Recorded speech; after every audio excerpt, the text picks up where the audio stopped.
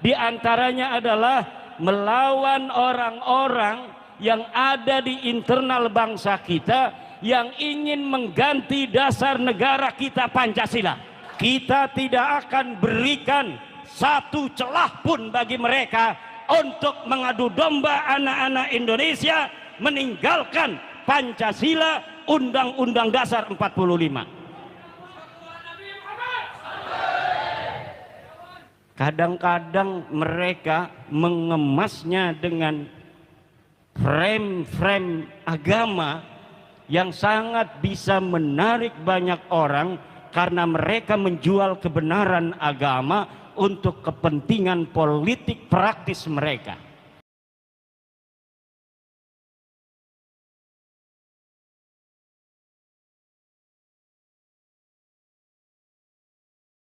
Kesempatan yang berbahagia ini saya ingin sebagai Wakil Ketua Umum Perjuangan Wali Songo Indonesia menekankan pentingnya kepada para pengurus PWI untuk mengerti wawasan Nusantara.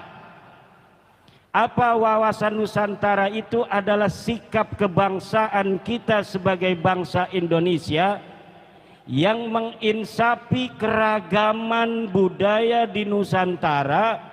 Untuk apa?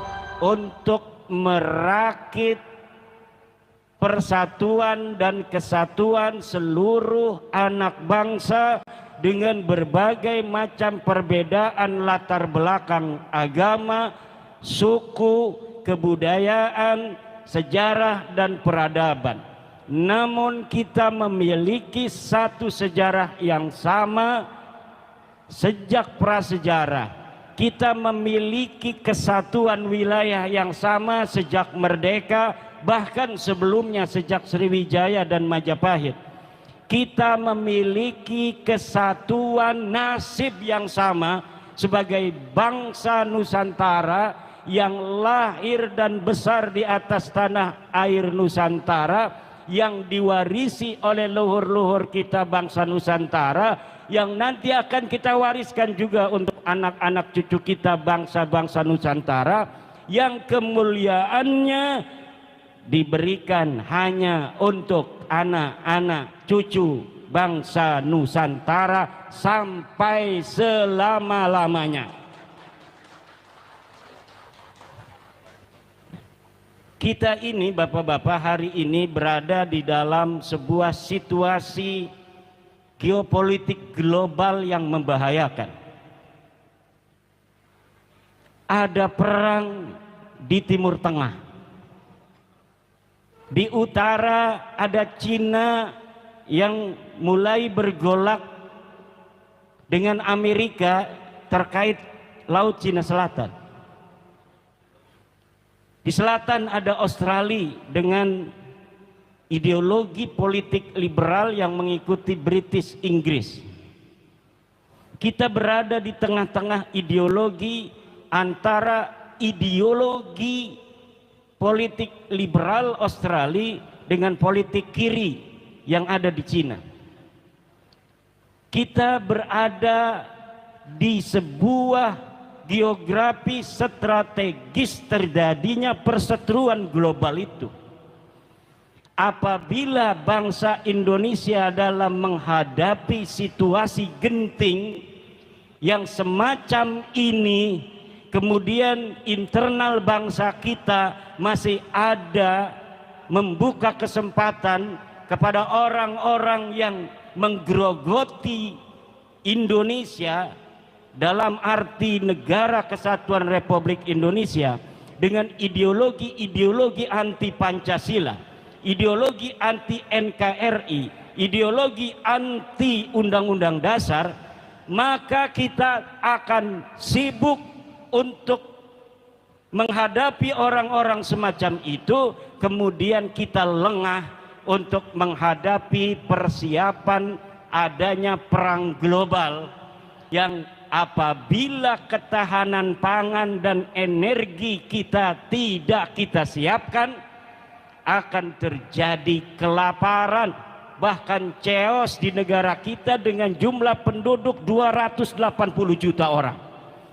yang harus diberi makan oleh Bapak Presiden kita ini, yang harus dipikirkan adalah 280 juta orang yang harus diberikan ketahanan energi listriknya.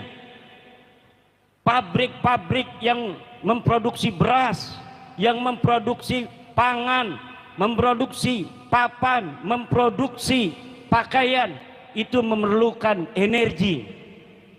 Apabila sumber daya energi kita dan sumber daya pangan kita ini kemudian tidak dapat kita persiapkan dengan swasembada, maka akan terjadi kelaparan nanti bangsa Indonesia.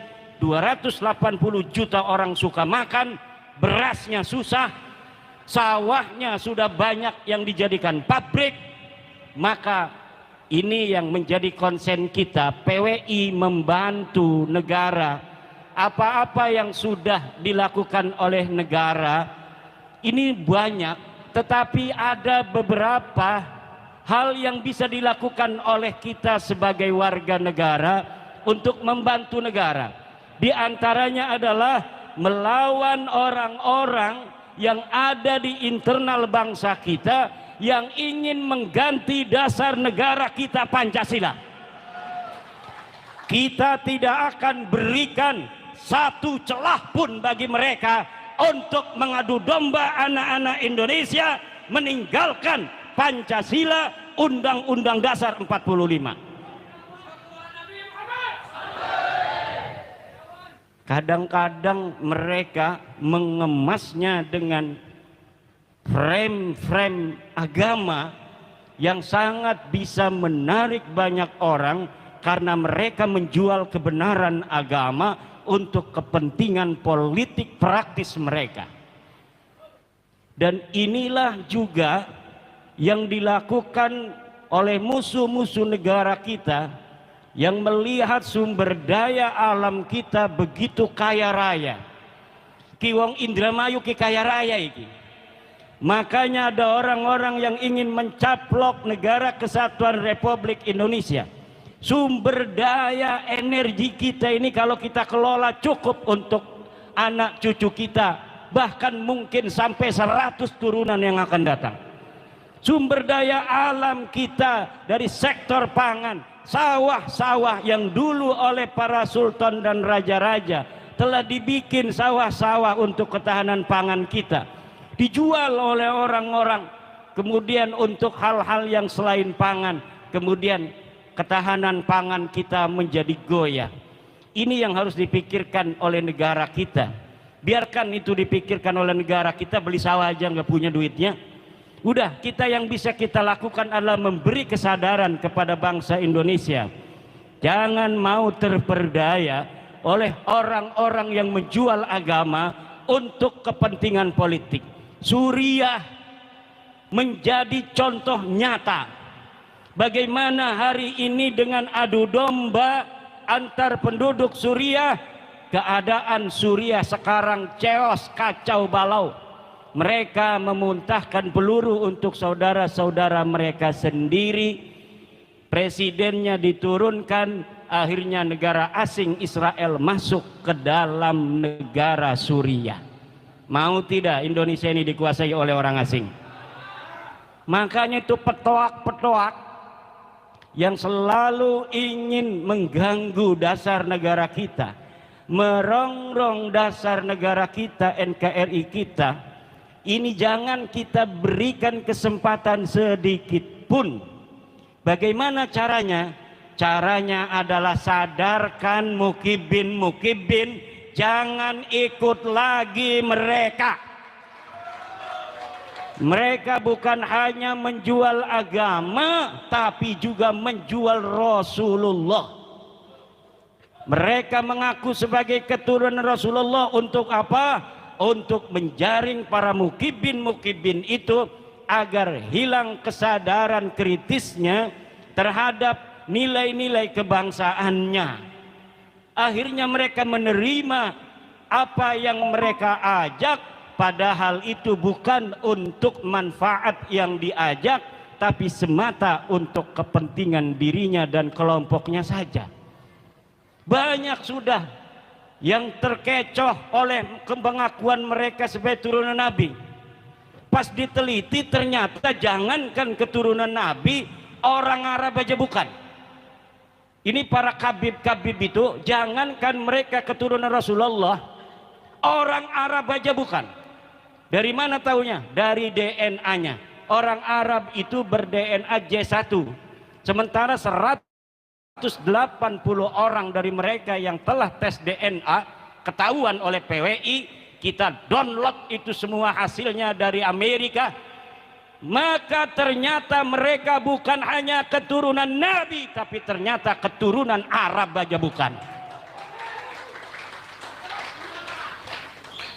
Dan sampai saat ini dari mereka belum ada yang berani untuk membantah itu semua. Baik dari sisi DNA yang sudah terbukti secara biologis, maupun dari penelitian saya secara ilmu nasab, ilmu sejarah yang sudah konklusif. Dan semuanya sekarang telah dokumentatif, ada bisa diakses di internet. Buku saya yang berbahasa Arab banyak tentang nasab mereka. Al-Mawahib Al-Laduniyah, I'anatul Akhyar, kemudian Al-Ma'arif Ar-Rabbaniyah, kemudian bahasa Indonesia. Pertama, menakar kesahihan nasab Habib di Indonesia. Yang kedua, terputusnya nasab Habib di Indonesia. Yang ketiga, skandal ilmiah, sejarah dan nasab palsu Ba'alawi. Yang ketiga adalah kronik perjalanan ilmiah Imaduddin Usman dalam membongkar nasab palsu. Yang terakhir ini jawaban untuk buku Rabita Alwiyah, organisasi para habaib yang mereka telah membuat buku 600 halaman. Saya jawab dalam waktu beberapa minggu dengan judul Ulama Nusantara Menggugat Nasab Palsu. 700 halaman.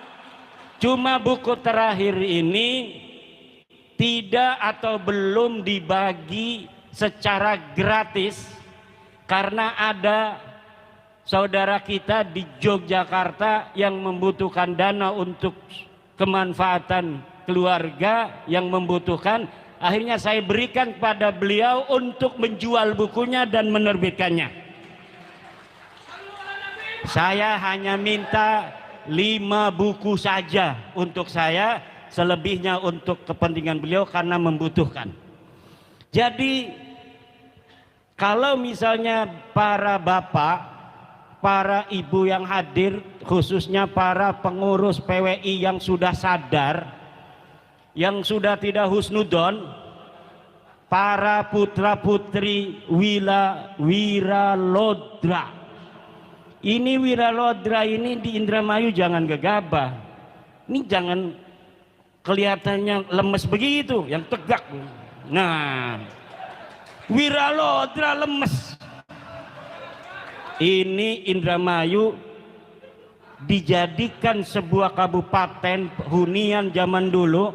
Ini hasil tapa berata, hasil tapa dari putra Singalodra yang bernama Arya Wilarodra, yang kemudian menjadikan Indramayu ini sebagai daerah yang subur dan makmur.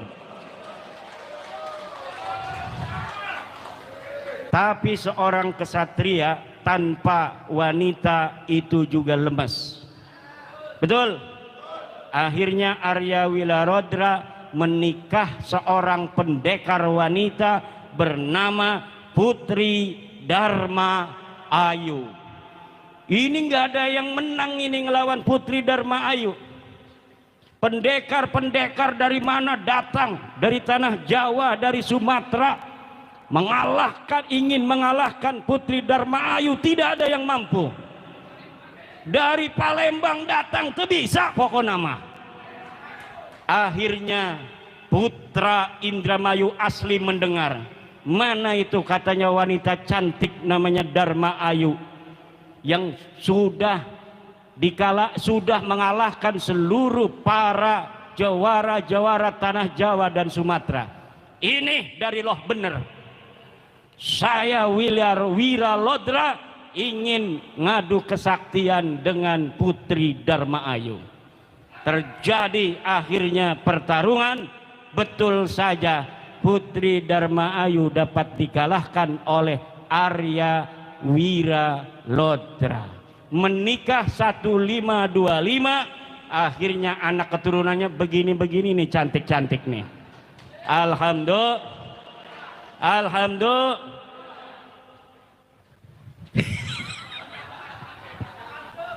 Ini belum ngopi semua yang jaga saya ini. Waduh. Ibu bapak hadirin ma'asyiral muslimin rahimakumullah. Jadi ini penting sekali lagi, PWI didirikan dengan asas kebangsaan dan asas keagamaan.